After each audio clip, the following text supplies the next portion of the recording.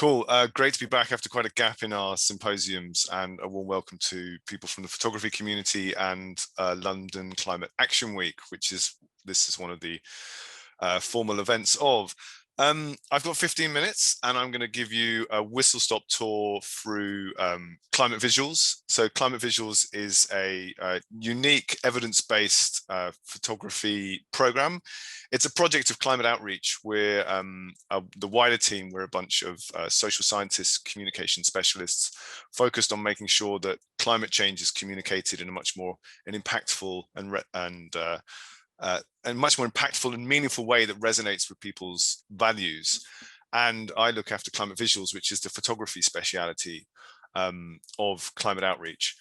Before joining it here, I spent 12 years as an environmental photojournalist and really understand how imagery leads and supports nearly all media headlines, information and messaging in today's digital space. And I think that's one of the reasons why, obviously my background in photography and looking towards COP and campaigning and communications, photography is just so integral. And I think we really need to start improving the choices we make.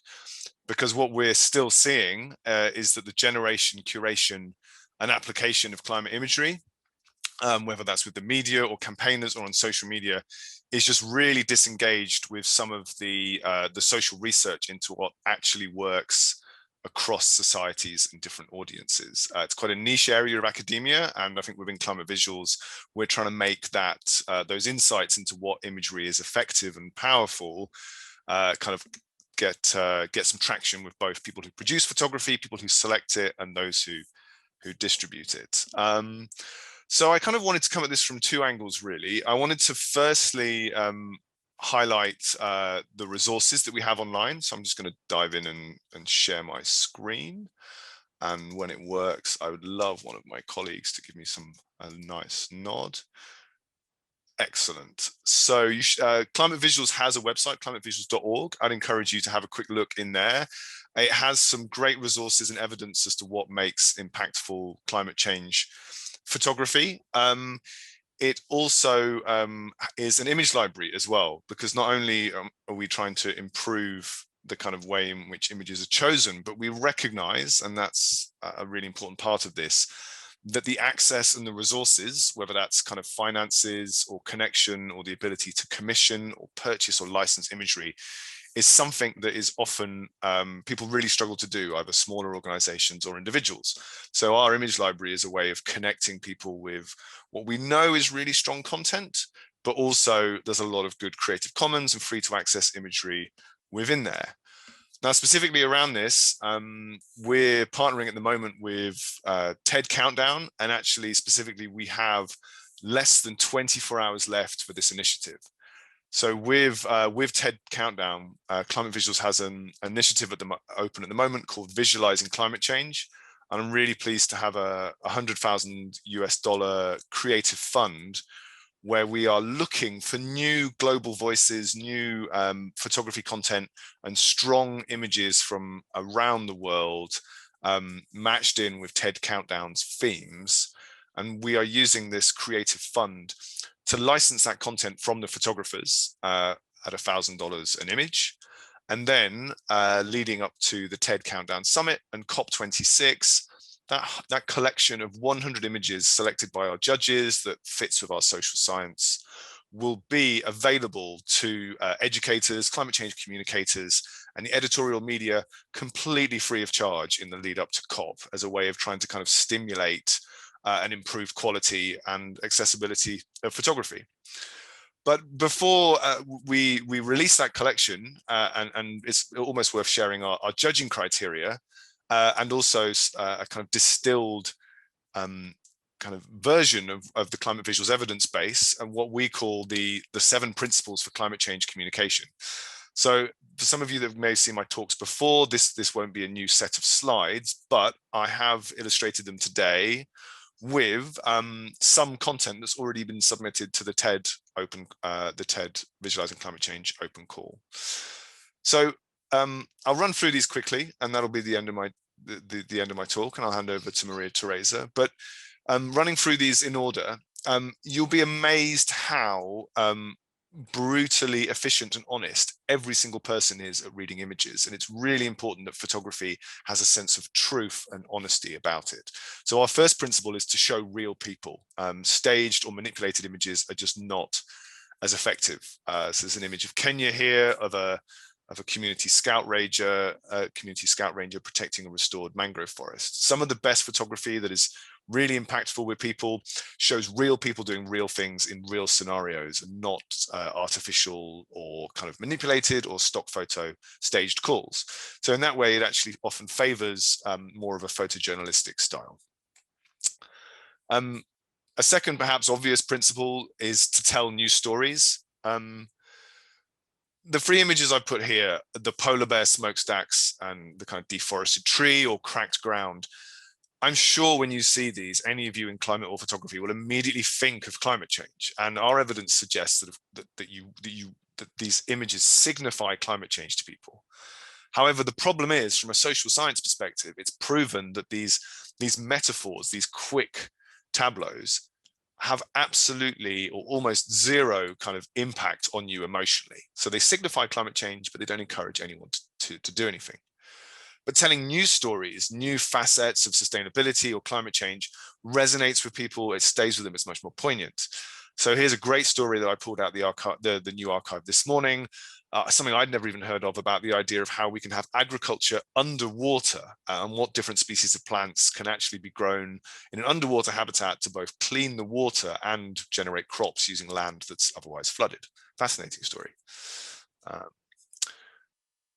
Our third principle is to show climate change causes at scale.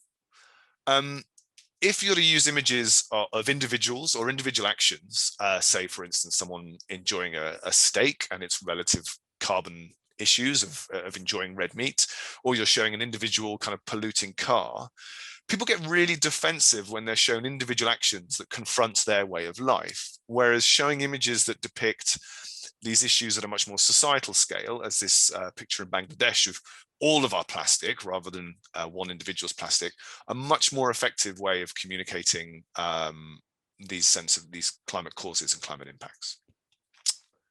Emotion is a really powerful tool. So we encourage people to show emotionally powerful impacts. I think one of the emerging areas of climate and climate visuals is the really strong and tragic intersection between climate change and conflict. I think this is a picture, to me, was a real grower this morning. How fishing communities in Mali are really struggling to meet their nutritional requirements. And at first glance, this image doesn't have a huge amount of meaning, but actually the net in the left-hand side of the frame is now the size of net needed to catch fish in this part of Mali, because the fish stocks are dwindling due to rising ocean temperatures. Another principle we often talk about is how to understand your audience. And this is such the pillar of social science, because different images resonate with people differently depending on their political spectrum, their geography, their age, whether or not they already care about climate change or not. And I think this is a really a key principle. And I often think that people should also understand their platform. That is to say that different platforms, Twitter, Instagram, TikTok, inherently have different styles of audiences, or different newspapers, The Guardian or The Times, across difficult senses of the political spectrum, have different political positions of their readership, and photography should be tailored to resonate and work with those people. A nice geographic context here. This to the English might look like kind of quaint earthenware, but actually in India, this is a real genuine sense of how to produce fantastic, sustainable crockery and storage to replace Tupperware in a way that actually can cool and keep products fresh without needing to use plastic or refrigeration.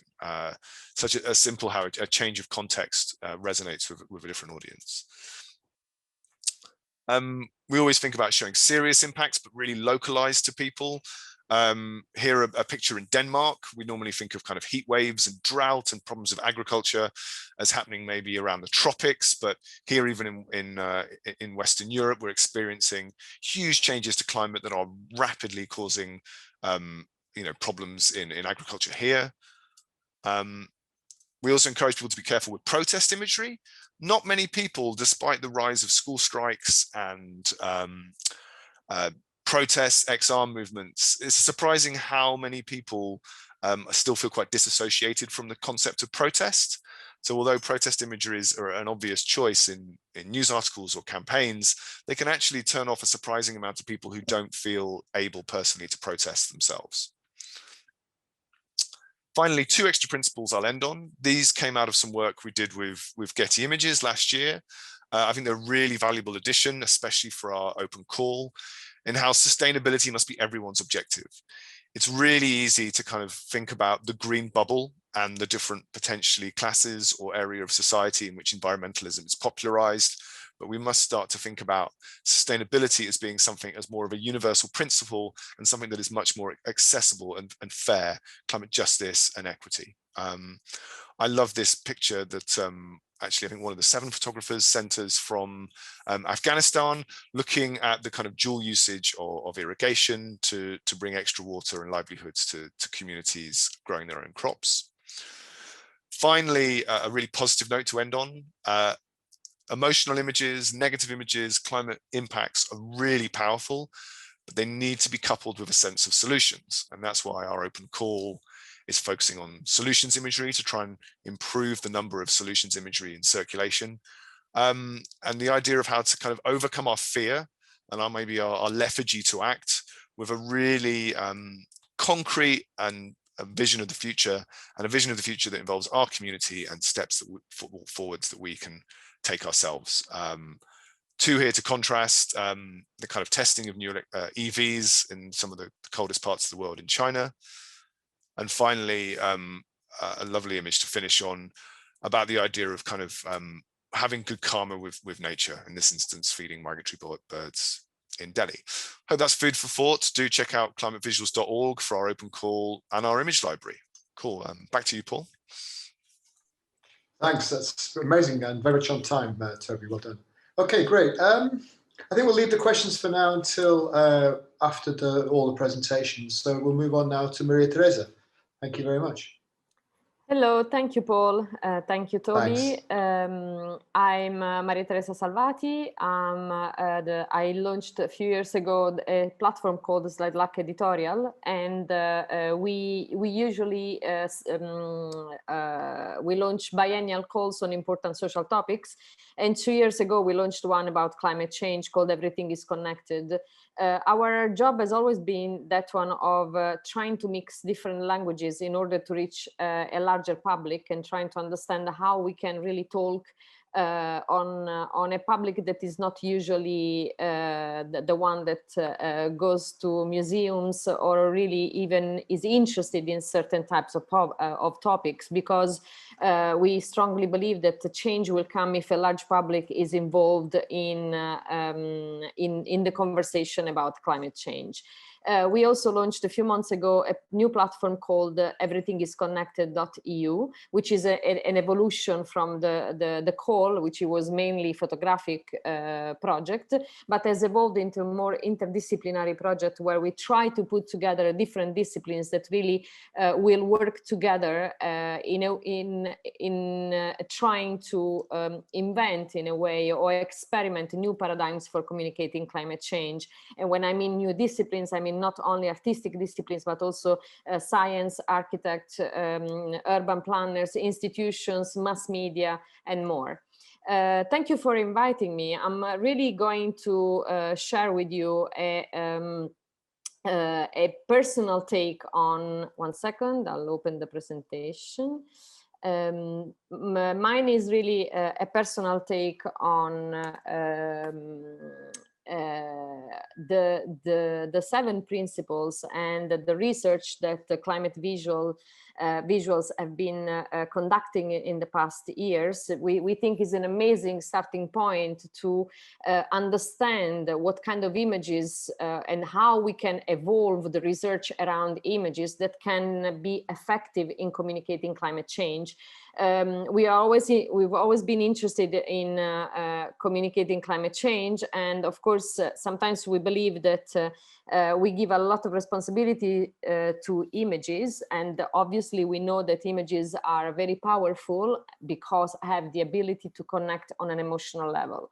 And can create empathy and other types of emotions. But at the same time, I strongly believe that together the images won't be able to really change drastically the situation. So probably we need to work also with other disciplines in order to have a more impact.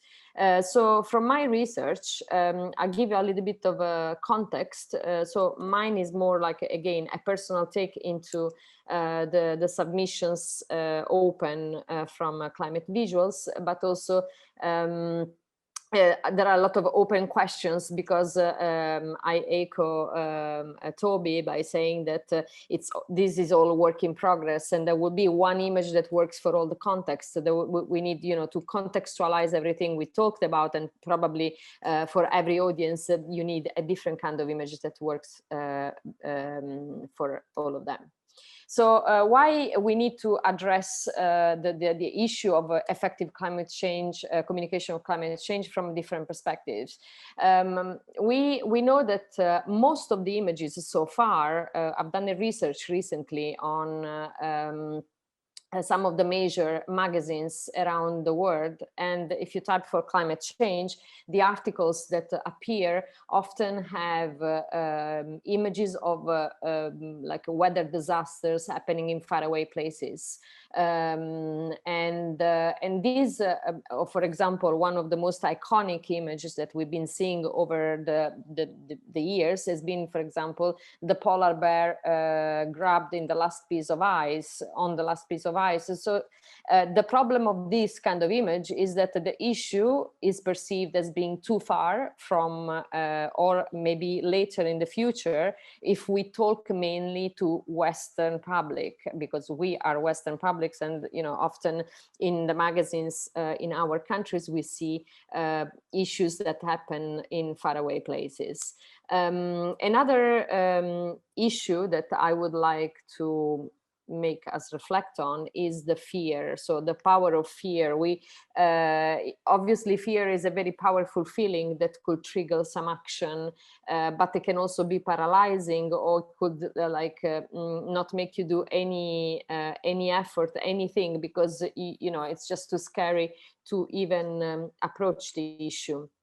Then there is another stereotype around the green consumer, which is there is a perception that a single action could be pretty insignificant to make any major impact around the world, because we know that there are big corporations, there are millions of other people doing other, like the opposite things around the world. So people tend to think that my action won't have any impact. So people tend maybe to do nothing.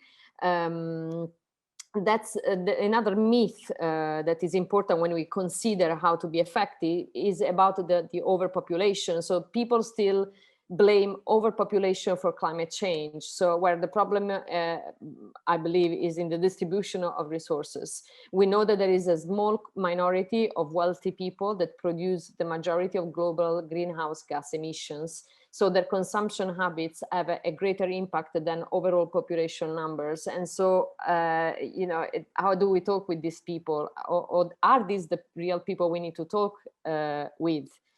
And then there is another important point, because most of the areas of the photography genre we refer to in our symposiums is mainly documentary photography. And so it would be good to think a little bit about the role of aesthetics. So this is something, of course, we haven't done yet, but it was interesting also in going through the researches, the submissions I've seen, that probably there is a role, and there is something to be discussed further, because probably different visuals, different visual aesthetics can have a different impact on different publics. So in terms of faraway disasters, my question was, if people feel the image is not related to their own lives, what we rely on to trigger action, what we really want to touch on an emotional level, if I feel is too far.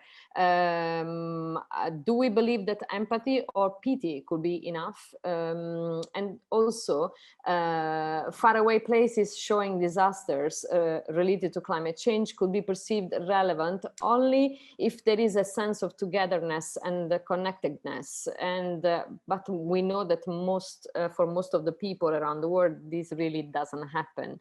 And if there is already the sense of togetherness, then we don't, they are already doing something from what they can in order to address the issue. So for all these kind of macro areas I've identified, I selected the 5 images from the submissions of climate visuals that Toby was referring to.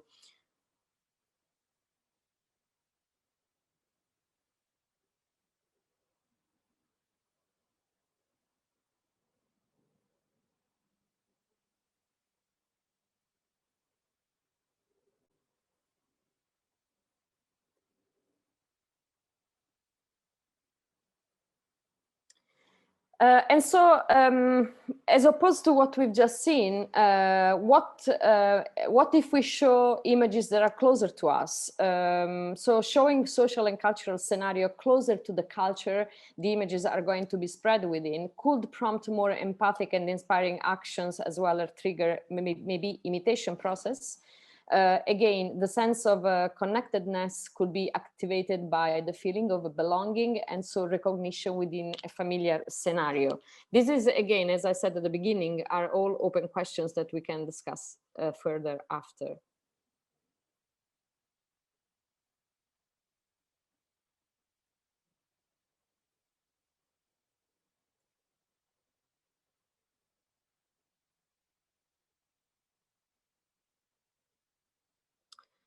Another point to discuss is what is more powerful, inspiration or fear?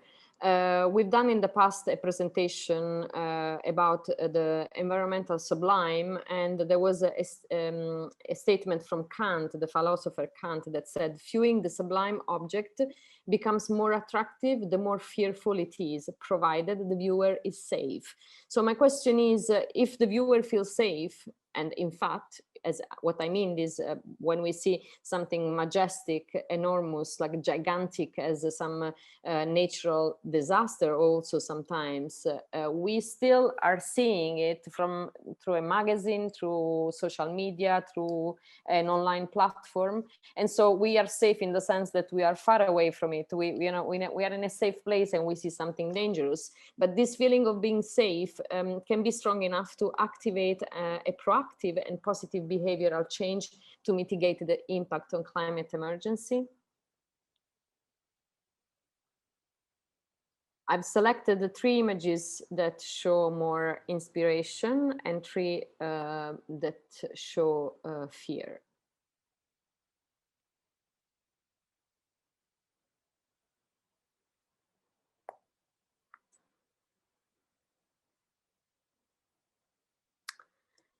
Another important point was empowering communities. It was very clear across a lot of images I've gone through that images that refer to processes of enabling local communities to take better control over their lives and environment, for example, via education, technology, and farming, probably could inspire other people to work together and to feel more connected.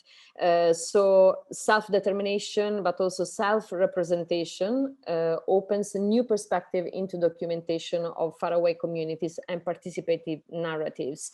I have a few examples, but really this opens other questions which we are not going to talk about it now, about the role of a documentary photographer into the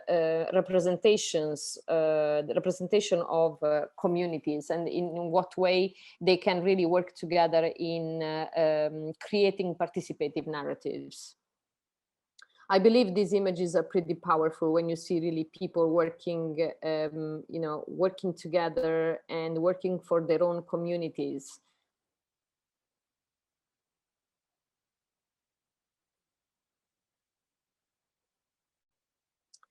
Another point I mentioned before is the role of aesthetics today. In the era of overwhelming proliferation of image creations and consumption, the more pictures photographers make of destruction, violence, of poverty, the more accustomed we become to seeing them. So my question is it possible that the role of aesthetics today has changed and it could draw attention to the topic in questions and so become a catalyst rather than distracting? Again, I selected some images that are, let's say, they push a little bit more the boundaries of aesthetics and they make a little bit of distance from what is more considered a traditional documentary.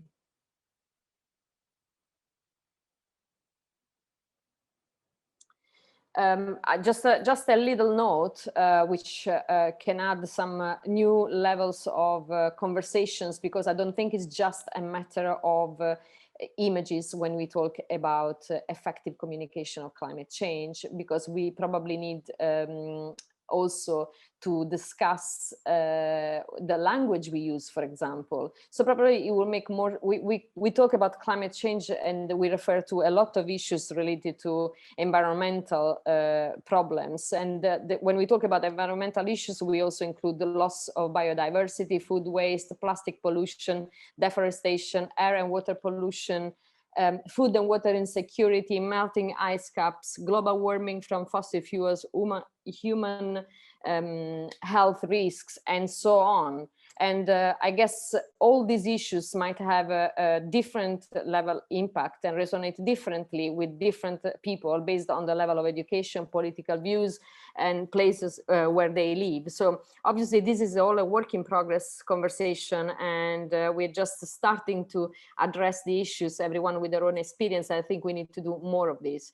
So thank you very much for listening to me. I suggest you to visit the new website, everythingisconnected.eu. It's just at the first stage, and we're going to move on to the next stage in a few months, where we will launch a think tank of different experts around Europe that can work together in trying to change the paradigm for communicating climate change.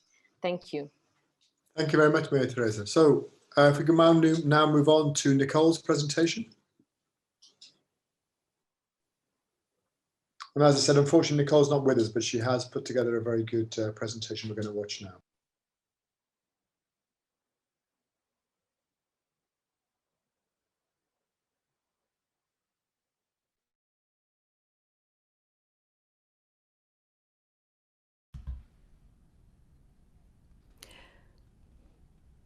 For much of my career, I believe that my role as a photographer, as a journalist, was to raise awareness.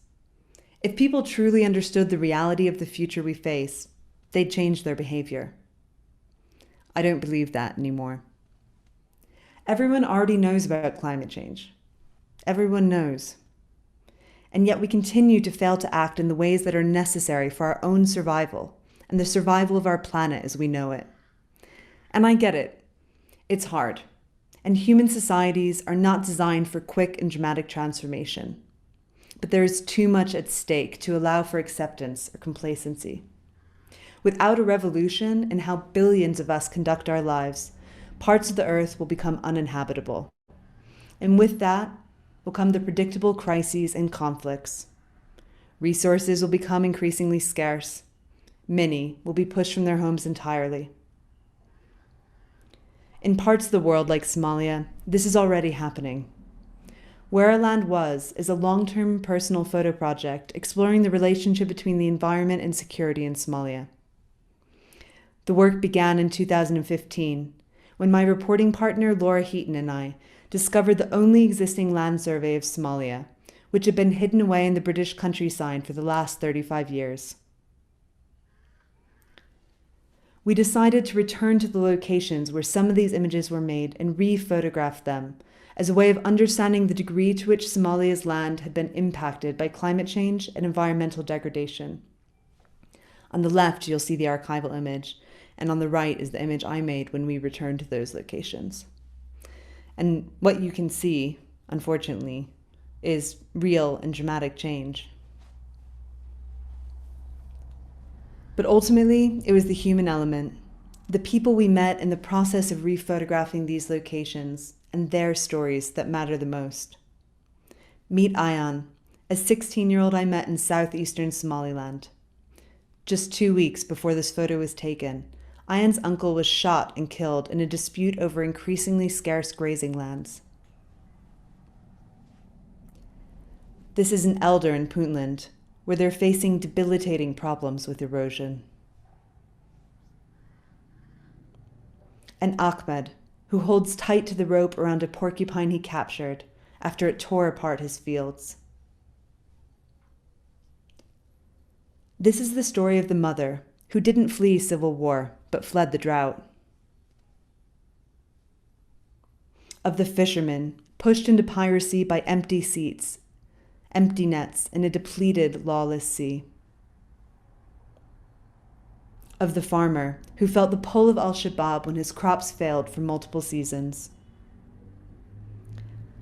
Somalia has long been beset by extremes, but climate change and environmental degradation are compounding those problems and leading to the end of a way of life. This is a scene from the 2011 drought, and also a famine. And you see a couple carrying a woman too weak to walk in a wheelbarrow down the streets of Mogadishu. A lone bush covered in plastic bags and other trash in the port of Berbera. Most people here are herders, and their ties to their animals are intimate. This camel was given the name Barud, which means tough, because his pregnant mother nearly died in the drought. The bodies of sheep and goats that were not so lucky lie where they fell in an animal market outside Garissa. Aisha Jama watches as her daughters practice Arabic. Their family became migrants after drought killed off their herds, and access to education has been Aisha's only consolation. A full moon sets over the Gulf of Aden. Before the droughts, a herder told me, there would have been so many camels here, they would have blocked out the view of the sea.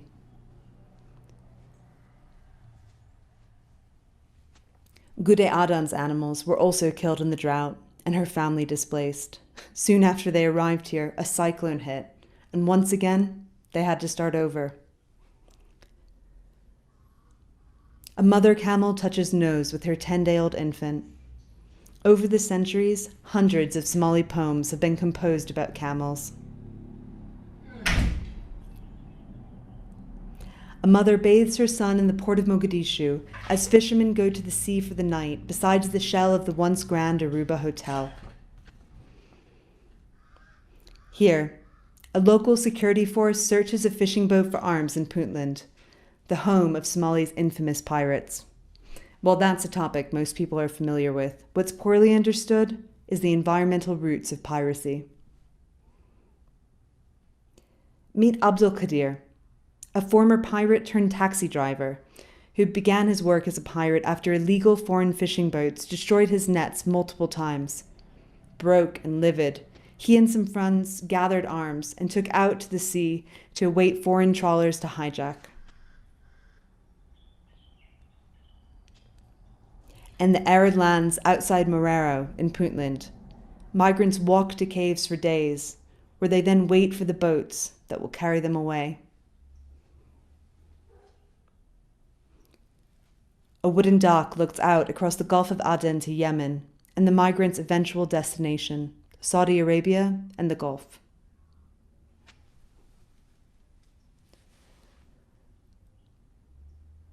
The sun sets across Barrow Airport IDP camp in Somaliland, where more than 2,000 families are living after being displaced by drought in 2016.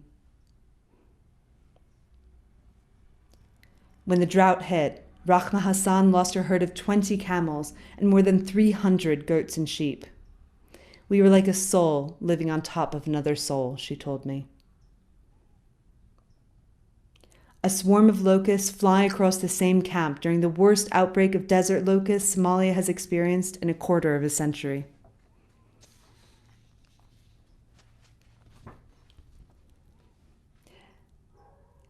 And Farah here searches for the last of her family's water in their temporary home at the IDP camp where they were living. A woman leaves a food depot in Dadaab refugee camp in northern Kenya after picking up her rations. The population of Dadaab, estimated at nearly 220,000, has risen and fallen with droughts in the Horn of Africa. A crumpled welcome mat outside the home of a refugee in Dadaab. The irony was lost on no one.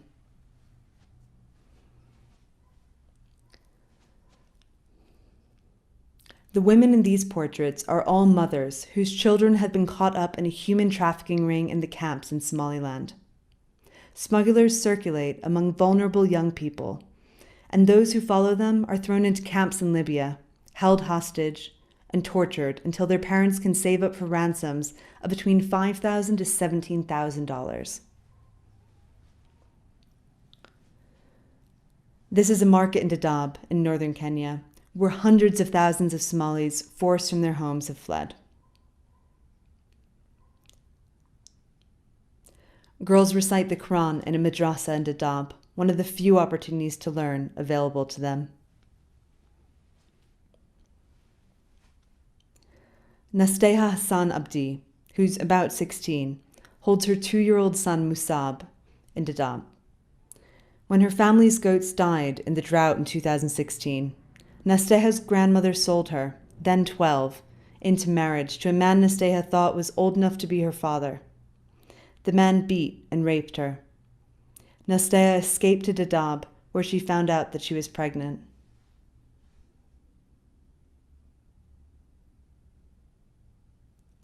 Sabad Ali takes apart her family's home in Barao camp. She came here during the 2016 drought, but now the government has told them they must move again. Sabad's sister, Daka, pauses from their packing to pray as dust settles across the camp. 2 women on the move, yet again. And finally, a hawk takes flight in the ancient port city of Maid, which lays quiet and nearly abandoned. I'm not a scientist, and I don't write policy. I'm a storyteller. And what's so extraordinary about this Action Week is that we're all here together, virtually, with all of our varied skills and expertise. I believe that in order to adapt to the changes to come, and those already underway, we're going to need new ideas. We're going to need new stories. And we're going to need to understand that the task ahead of us is far greater than any one of us as individuals. That's what I learned from Ayan, and Nasteha, and Rahma, and so many others. This is not about borders, and Somalia's problems are far closer to our own than they may at first appear. To move forward together, we need a new vision of who we are. A human community, existing beyond any single identity, time, or place, facing a problem that none of us can solve on our own. Thank you so much for having me here today. It's been a pleasure. Great, and big thanks to Nicole for that great presentation. So we've got a couple of questions in the Q&A, but before we start, please feel free to add more there.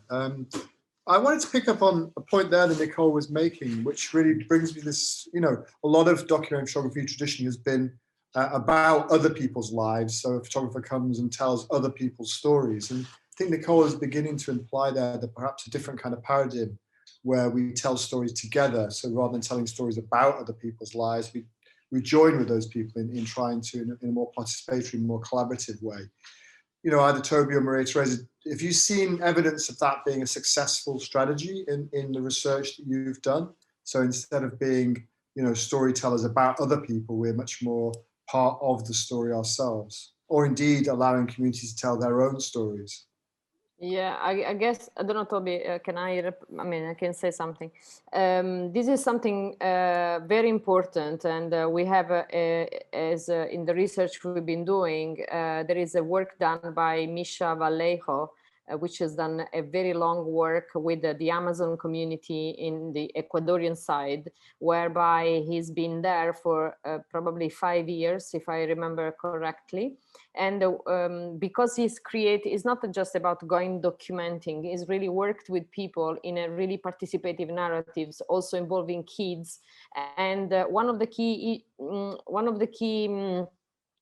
way of working that we've been asking him was about the sharing with the community, something in exchange where they say, well, you come here, you take photo of us, then you take these photographs in your community, probably selling to magazines, so we don't know what happens with our photographs. So every time the community asks to leave something back, to really do a fair exchange. So we give you can talk about our communities, but maybe you can help us raise awareness about the oil extraction, for example. There is a very strong community of activists in the Amazon, and so through the work of Misha, they've always found he became almost a conductor, a link for talking about the issue to a Western world. So I think that a very important example of participative narratives, and really we need to start to ask ourselves in what way we can really interact with the community and work together. It's not about the photographer going and taking photographs, it's about working together in developing the story and being very careful of what you leave back when you leave the country, not just going away and selling your photographs. Yeah, thanks, Marita. Toby, do you want to add to that? Yeah, I mean, I think there's huge parallels here between journalism, photojournalism, research ethics, and maybe kind of almost development or NGO or conservation or climate interventions as a whole, in that I wanted to call it the old model, but actually, sadly, it's still perpetuated. This idea of parachuting in or making decisions outside of a community or a country or even a different hemisphere, whether they be research interventions or photographic, and then taking them out of context can be so ineffective, but also really damaging and dangerous. I'm really pleased Maria Teresa brought up Misha Vallejo in reference to indigenous communities, especially in South Mesoamerica or Southeast Asia, where incredible risk to values and ethics are happening with that style. And then I think it's an improvement when things are done collaboratively. It's certainly, and I think fantastic work is done in that way. I think sometimes that means that a photographer's own individual style or objectives or pressures on finance are reduced because they're starting to embody and get closer to the community. But it's that third point, Paul, that you mentioned that to me is the point that things need to be moved towards, and it is participation and enabling people to tell their own stories collectively, and that needs to start as far ahead in the design and that process as possible. And there's challenges there, but especially around kind of resourcing and where things start to come in with a curve. But in photography, I think one of the things that I really hope COVID has accelerated is the idea that distributed around the world, communities and individuals, countries need to have the ability, the means, the training, and the access to audiences to tell their own stories. And I think, I don't want to kind of suggest that our little initiative with TED is a solution to that, but it's one of the things we hope to achieve, to kind of reach people and new voices to enable them to tell their own stories. And I think, that's the way photography and many other interventions in climate need to go, and we need to go there as fast as we can. Thanks. Another thing that occurred to me looking at Nicole's presentation is that obviously that was an extended, what we call sort of long form storytelling. And as Maria Teresa noted, these are very complex issues that are really multifaceted. So I wonder about that sort of dynamic between the single, inverted commas, dramatic image versus the story or the longer form.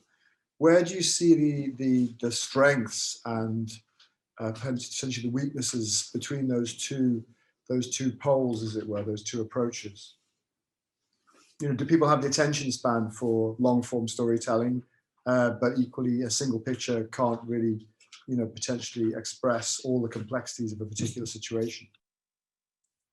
It's one of my first criticisms of social media is that I think it's really accelerated that pressure on a single image. I mean, yes, you can swipe left and right on Instagram or Twitter, but primarily there's a lot of pressure on images now on a small screen to capture our attention with either kind of cinematic or the aesthetic or drama. And I think as a result, the value of an image that performs well as a single image without context has gone up even further as a result of that. But I'm also pleased that images have gone up in value in the digital space. So there's a kind of balance to be had there. Long form photography and its relationship with the text is something that we need to carve people's time for. So, and I think can be much more effective, especially, you know, one of the climate visuals principles, and one of the things that I certainly see happening is that negative stories, emotion, impacts needs to be effective and to be balanced and to be encouraging and to be hopeful, needs to be paired with something hope or something solution based or something tangible that we can do. And a single image very rarely can tell that full narrative arc. You can't show the issue, the struggle, and the solution in one picture. And actually some of the world's most successful images are ones that grab elements of that.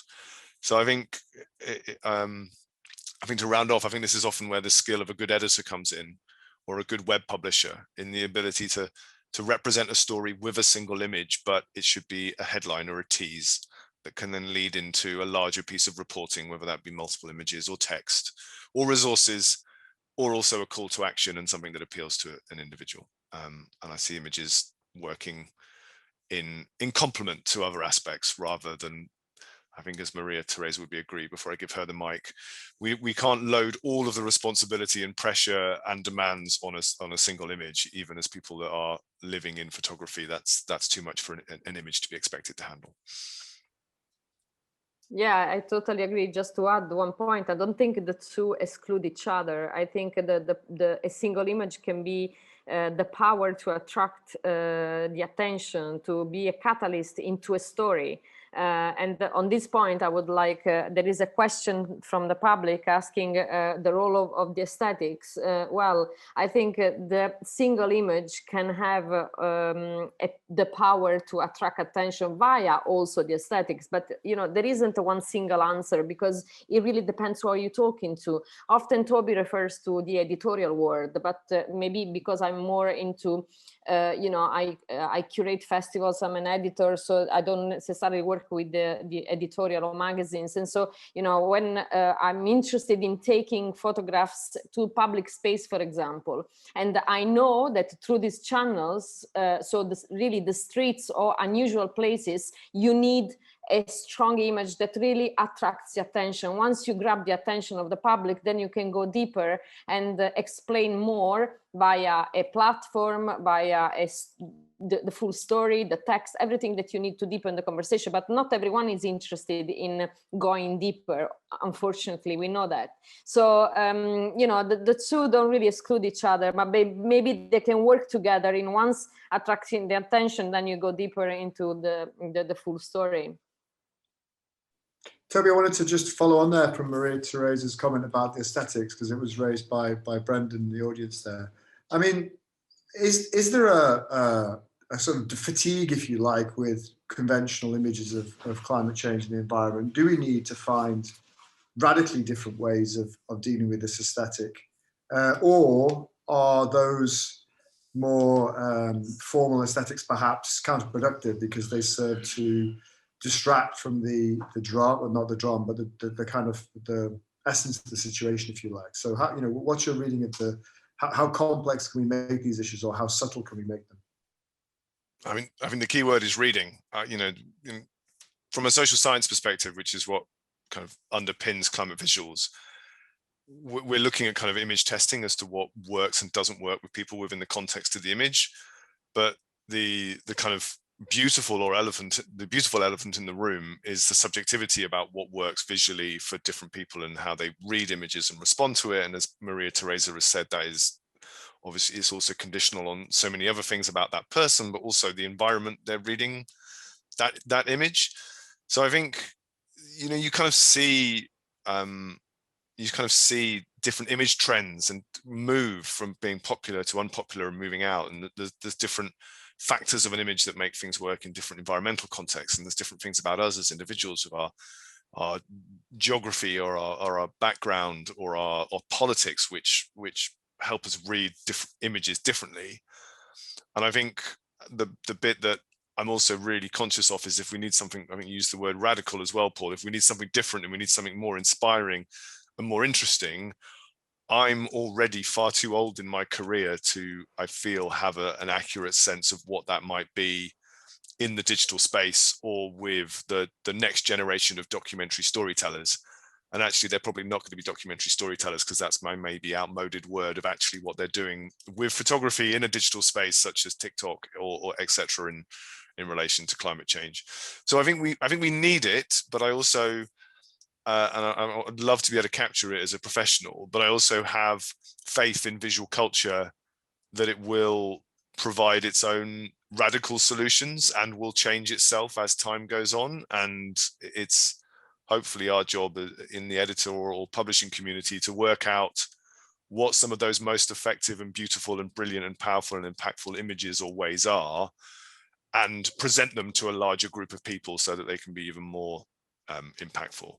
I probably didn't answer your question there, Paul, but can I had add to go. something? Maria, please. Maria Teresa, yeah, please. no, I just I don't feel old not to have an opinion about aesthetics, but also because I teach to young people, and with everything is connected. We've done an experiment with very young people, like 6, 10 years old, and we showed them a series of images with a very broad examples of a more traditional documentary photography versus very like fine art, or very much more like pushing boundaries on the aesthetic side. And I will say that young people are not drawn much to images that are really realistic, and so more like a traditional documentary photography, which doesn't mean that there isn't a future for documentary or traditional documentary photography. It means only that when you're talking with kids, you need to know that with kids it works a different kind of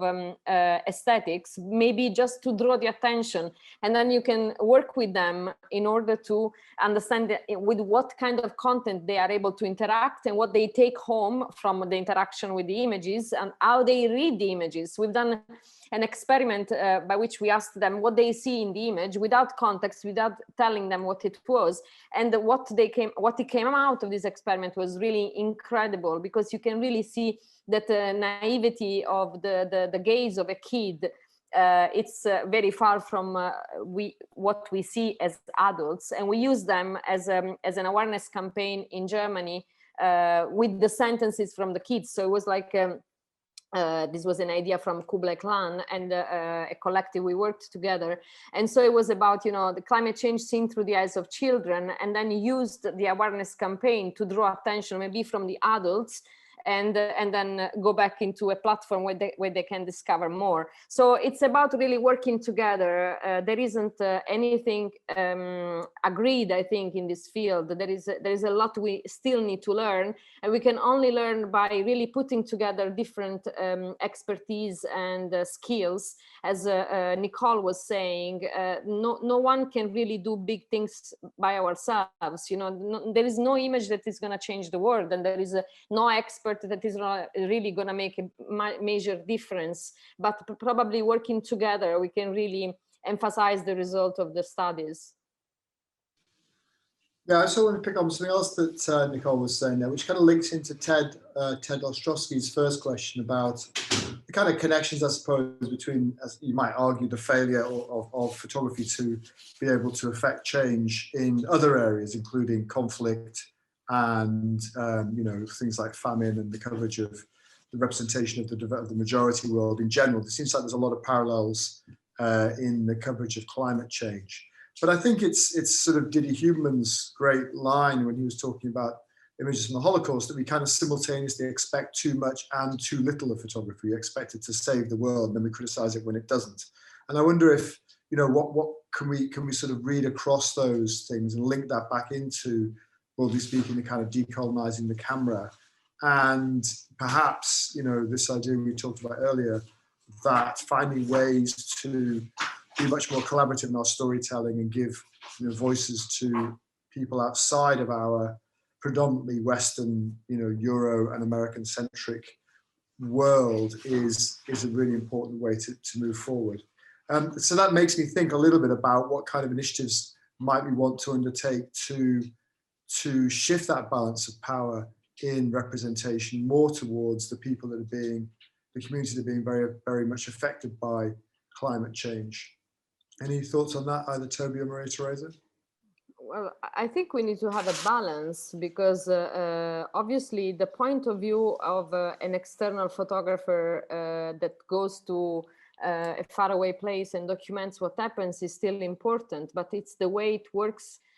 He works with the community that makes the difference, and the restitution, the giving back to the community and the giving back to the story as well, that will make a difference. I don't think there is a, again, it seems like we can't give any answer, but it's because these are all very contemporary questions that still need to be addressed. And so the participative narratives, but the real participation with the public, and so allowing them to self-represent themselves, also with putting your personal gaze as a photography, because that's the other point. You know, if you allow the subjects to self-represent themselves, what is the role of a documentary photography, or what is the personal gaze, or, you know, how can you see really the stylistic signature of the photographer?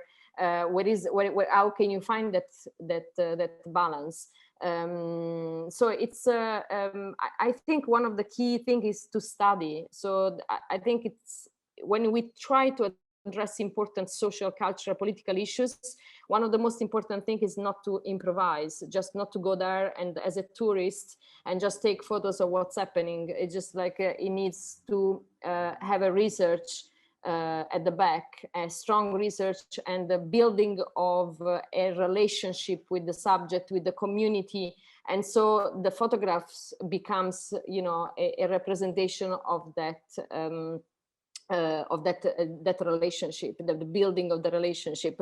But still, as you were saying, we give a lot of responsibility to images, and they can really have a major impact around the world because it's a universal language. But I don't think alone is enough. I don't think any photographer with a personal story or with a single story can really make a major impact in addressing the effectiveness of communication of climate change, because we keep talking about, you know, now everyone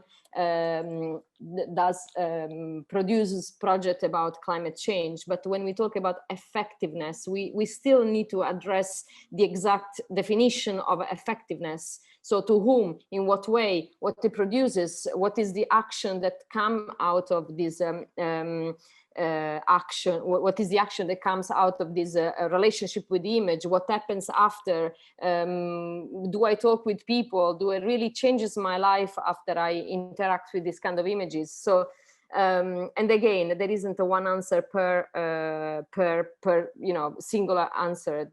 We need to address issues differently based on who we talk to. It's a very, I mean, there is so much that I can say, but Toby, do you want to add something? Yeah, I think it's difficult. It's almost like I would like to document this event in a documentary style factually for posterity, but I need it to have impact and change now. And so there's this kind of, I think, in working with a community, and again, thinking about social media and digital publishing, there's something about the speed and the potential of collaborative work that might be much more effective than, say, the traditional editorial model of image purchasing and illustration, or better commissioning photographer to cover events. and then publishing. So it's almost like there's one element, which is, participatory work with a community or around an event using someone who is immersed, changes it from being documentary to participatory, and therefore it's faster. But I also think, photography doesn't need to be so critical of itself as needing to rely on itself to change the world. An exhibition or a magazine on its own might not have such political significance. It's so difficult to measure it. That's such a challenge I have working in the philanthropic space and interested in photography, is proving its value. But one of the things where I think it can be really valuable, and I see where we can improve things, and I think that's again where a digital space helps, is collaboration. Photographers on their own, as much as it's a kind of romantic image of a career using photography or taking images or documenting something can affect change, they're only going to be as effective as the partnerships and collaborations and audience reach and political groups or campaign groups or development groups that potentially they are a tool of. And certainly in my own career, I never felt that my photography alone as a piece helped change things, but I certainly felt a fantastic sense of satisfaction and nourishment and energy as a documentary photographer, that I was producing images as resources for development groups or NGO groups or political pressure groups to then be kind of part of the resources they had to influence change. How can I measure what my images contributed to that weight? It's very difficult. And that's one of the reasons why photography has always struggled to potentially prove its value, is because we can't statistically measure the change we're making. And with regards to climate change, that's a whole nother issue. Like how does as someone who works in the climate change space measure one's own energy as an impactful or a positive way? I'm not going to try and answer that question. Right. Well, I think just as a final question or maybe comment, I'm going to pick up again on Ted's point at the end here about, we perhaps have to look at our own carbon footprints and the carbon footprints of the organisations that we work with and for. So I'm going to put you on the spot a little bit, Toby, but as a photographer, are there any practical things that somebody could do to try to either be more aware of their carbon footprint or even better to actually reduce it? What do you think, because obviously one of the big questions people get lost with is, what can I do? And there's often a lot of confusion about whether huge gestures or small gestures are the most effective, but particularly from the perspective of photography, if that's possible, do you have any suggestions as to how people might either make themselves more aware of what their carbon footprint is, or actually take some positive steps to reduce that? I mean, firstly, I think I want to signpost BAFTA, and also because actually the film and the documentary industry and the filmmaking industry is actually taking some really great steps in reducing the carbon footprint of film production, whether that's documentary or otherwise. And then I think I'm going to cheat a bit and think about maybe what we've talked about with the idea of participatory or capacity building photography, and also that photography is more powerful if it's local issues. I mean, recently, and at this point in my career as someone who has documented, I feel a huge sense of parallels, and would see someone like Nicole as a peer of mine from regards to photography. But I'm starting to be much more comfortable with making choices that, as a documentary photographer, I am perhaps most appropriate and carbon neutral by focusing on local, even within the UK, stories about climate change, rather than chasing sensational air miles stories that are actually potentially not that effective here in the media companies that are sending me off on those assignments. So I think there's a kind of area here that, is it's as photographers, we look for maybe these large stories, these primary stories, or the attention grabbing ones. But I think, back to your point on long form, even if all parts of society and all parts of localism need to come together and change their behaviors to talk about, to be effective against climate change, then maybe the best stories and the ones that we should be documenting are the ones that we as community members, and well, regardless of our nationality and where we are, should start getting involved in. And then actually we're the best people culturally and to do quality long form bits of photography, because we live here and we're immersed here. It's far too easy to suggest that's a solution for everybody, but personally, I found satisfaction doing that for the last couple of years, and I've been surprised at how engaging little stories near me can actually be on a stage. Wonderful. Find the global in the local. Well, thank you very much, everybody. It's been a great session, as always. Really interesting and enjoying, and asking, as often with the case of this, asking more questions than answers, but we've got some really good actionable things to work on there. Thank you very much to VII Insider for hosting today's event. Thank you very much to our panelists, Toby Smith, Maria-Teresa Salvati, and of course, in absentia, to Nicole. And behind the scenes, thank you to David Campbell for hosting the session and making it all work very, very smoothly. And of course, thanks to our audience. I was going to give a big shout out to Paul Marotta, who was one of our loyal supporters, who was in the room a bit earlier on, but I think he's just logged out, because we actually, without knowing it, we actually showed one of his pictures that he's contributed to the project. So he was very happy to see that. So anyway, thank you very much, everybody. And hopefully see you soon at another VII Insider event. Bye for now. Thank you. Bye-bye. Thanks all. See you later. Bye.